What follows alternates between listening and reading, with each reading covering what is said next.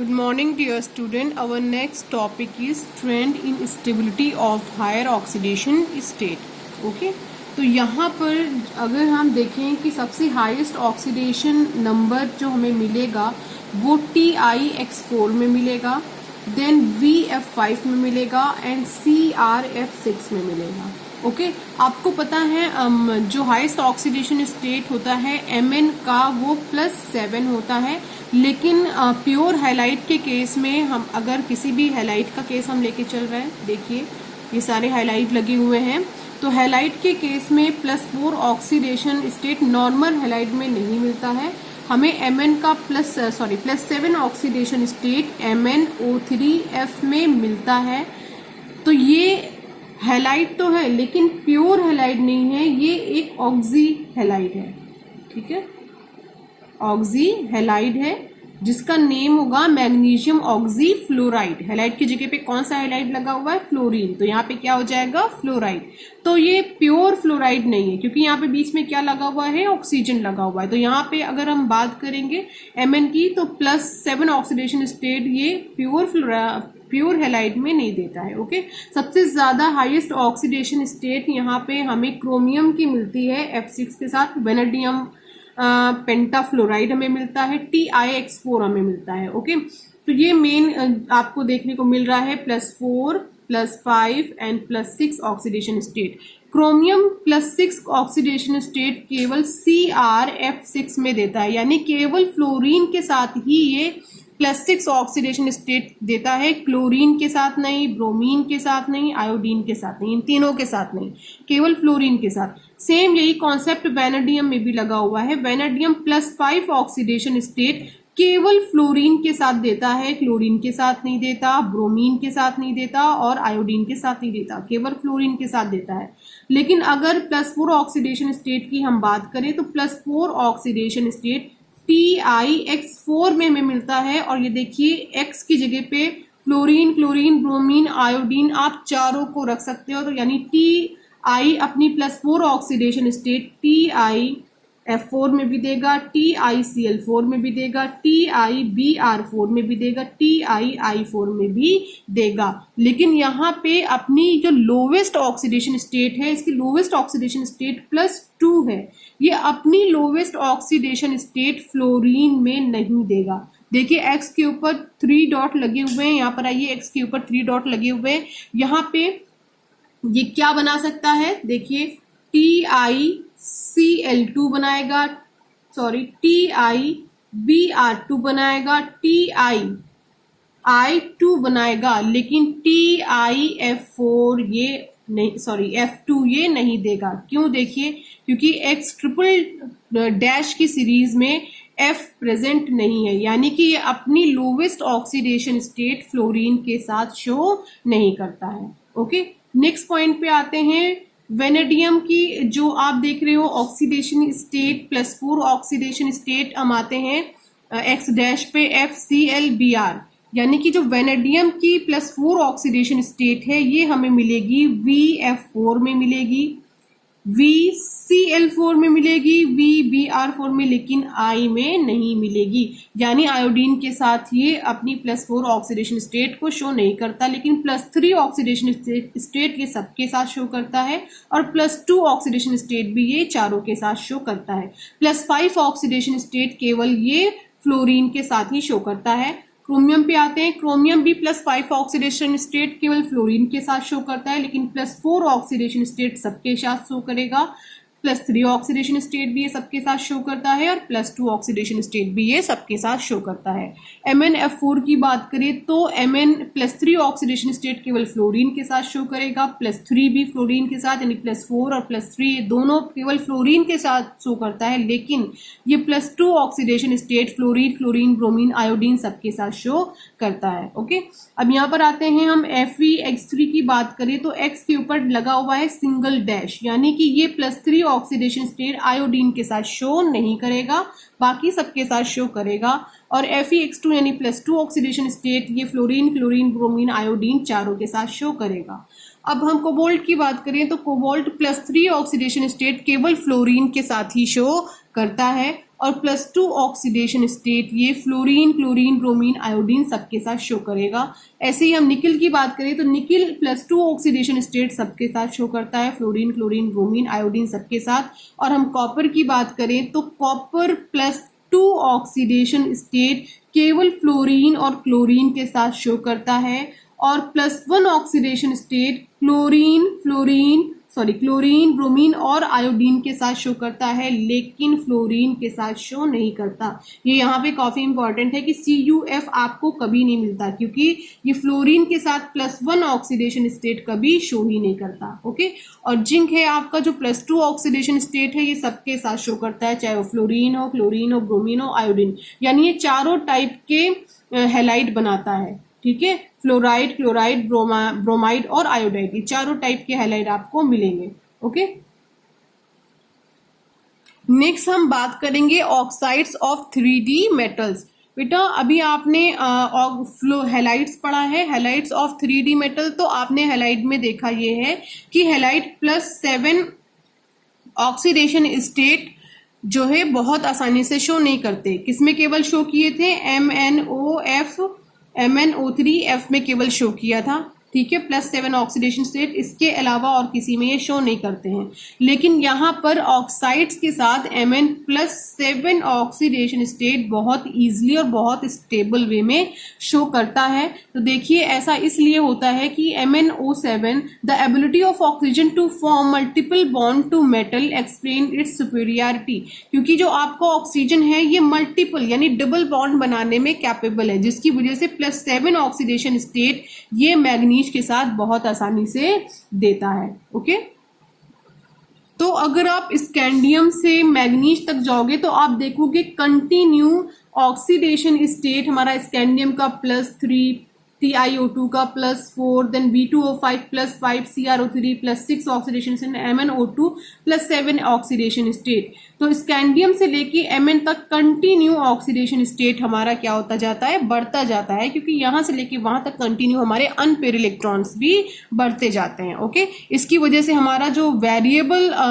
Valency आप कहिए वो भी कंटिन्यू बढ़ती जाती है। ओके, तो किसी भी एलिमेंट की वेरिएबल वैलेंसी शो करने की कैपेसिटी या टेंडेंसी कंटिन्यू बढ़ती जाती है। ओके, उसके बाद जैसे ही आपने +7 ऑक्सीडेशन अटेन किया, उसके बाद +6 की नहीं आती, +4 की नहीं आएगी, +5 की नहीं आएगी, डायरेक्ट Fe2O3 कौन सा ऑक्सीडेशन स्टेट देगा? +3 ऑक्सीडेशन स्टेट देगा। यानी कि +7 अचीव करने के बाद +6, +5, +4 ऑक्सीडेशन स्टेट इतनी आसानी से देखने को नहीं मिलती। लेकिन जब आप स्टार्टिंग से मूव करोगे ग्रुप नंबर 7 तक, तो आप देखो ग्रुप नंबर 7 में Mn2O7 सबसे ज्यादा ऑक्सीडेशन स्टेट शो करता है, +1। इसके बाद ग्रुप 8 डायरेक्ट कौन सा ऑक्सीडेशन स्टेट शो करेगा? +3, +4 नहीं, +5 नहीं, +6 नहीं। उस तरह ग्रुप 9 डायरेक्ट कौन सा शो करेगा? +3। ग्रुप 10 शो करेगा +2, ग्रुप 11 +2, +1 भी शो करता है, और ग्रुप 12 केवल +2 ऑक्सीडेशन स्टेट हमें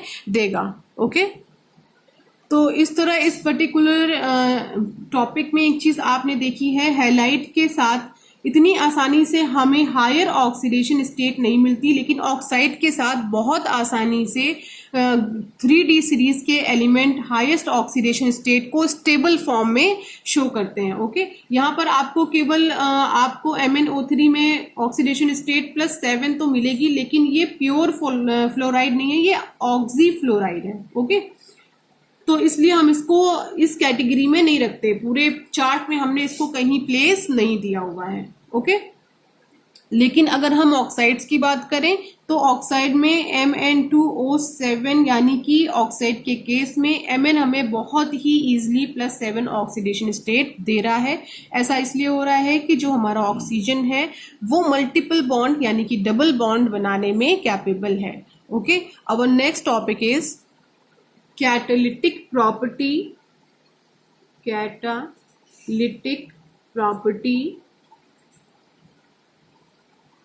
of D block elements. Okay,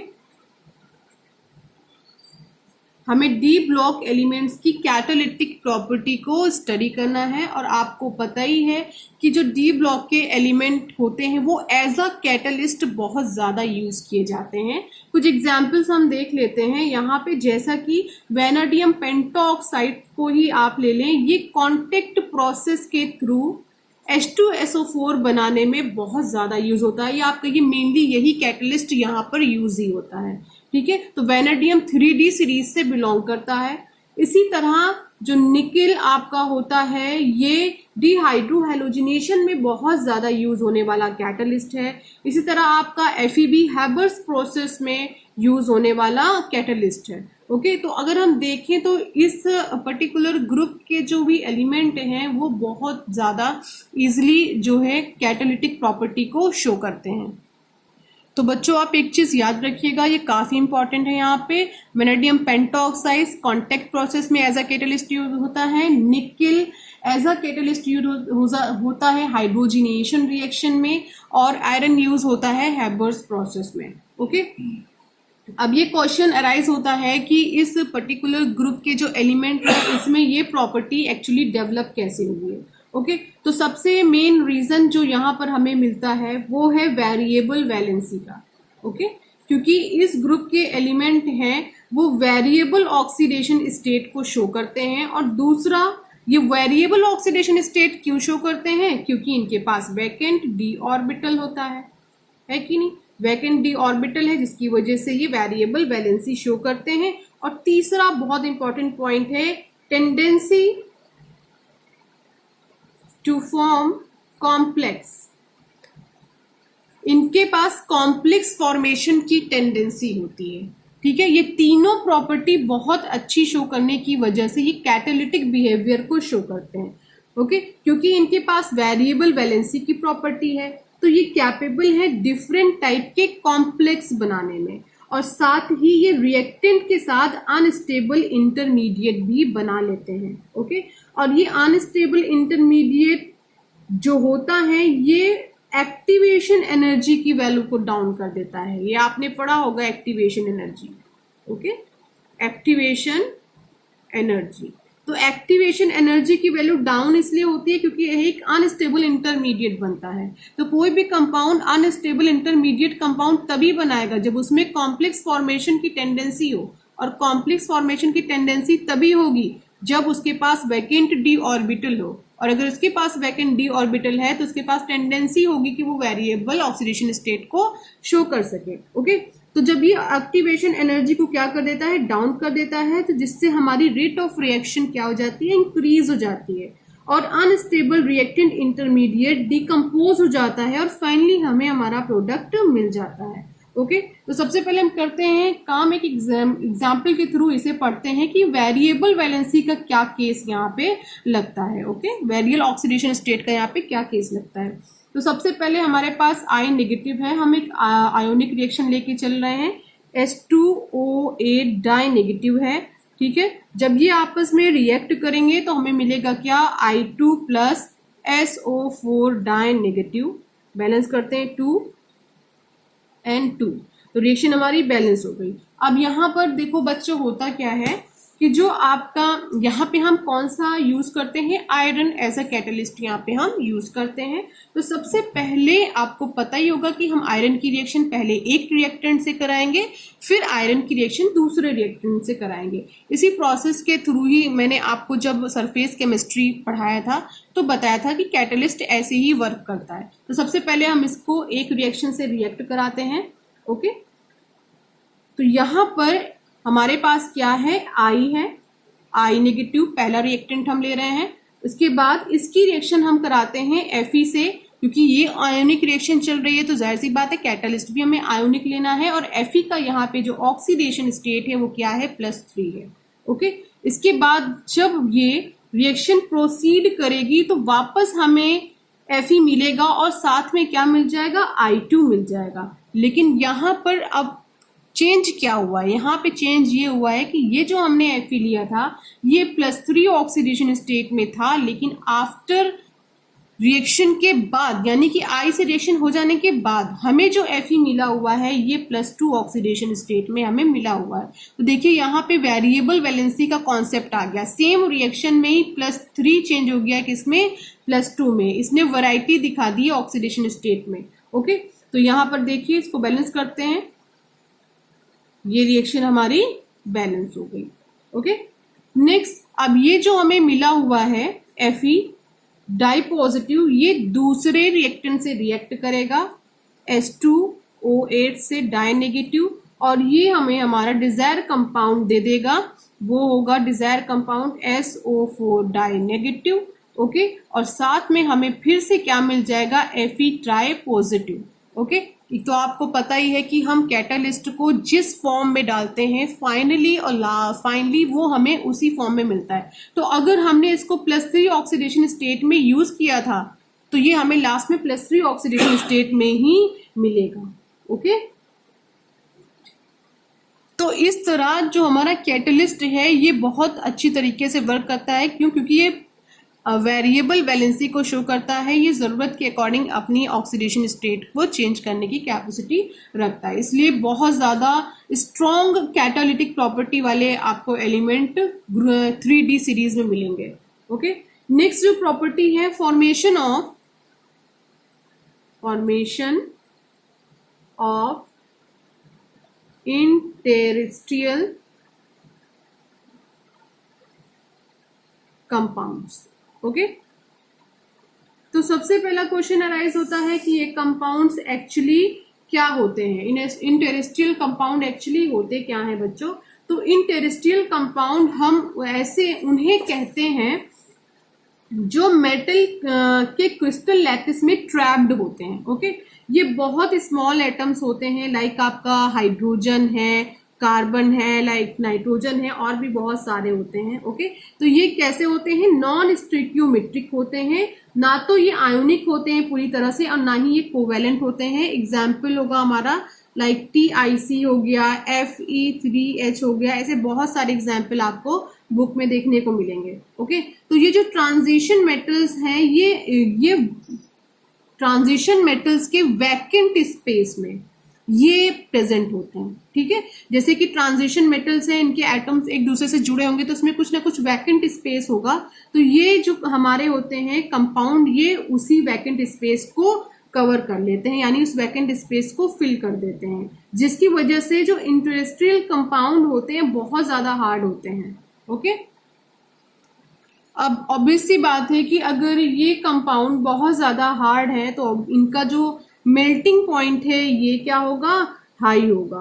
okay, और ये जो है केमिकली इनर्ट होते हैं। एक और इम्पॉर्टेंट पॉइंट है कि ये एक्चुअली क्या होते हैं, केमिकली इनर्ट होते हैं। ओके, तो अब ये टॉपिक यहाँ पर कंप्लीट है। I think almost D block almost complete हो गया है। नेक्स्ट वीडियो लेक्चर में हम F ब्लॉक एलिमेंट स्टडी करेंगे। ओके।